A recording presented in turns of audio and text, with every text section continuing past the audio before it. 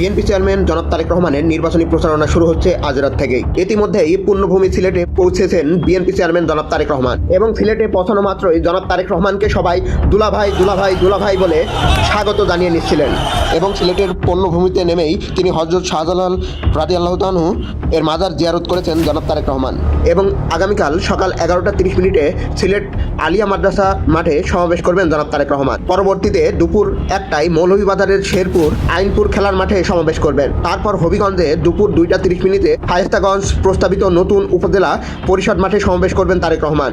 এরপর যাবেন ব্রাহ্মণবাড়িয়ায় বিকাল 4টায় সরাইল কুট্টাপাড়া ফুটবল মাঠে করবেন সমাবেশ। তারপর যাবেন কিশোরগঞ্জ বিকাল 5টায় ভৈরব স্টেডিয়ামে করবেন সমাবেশ।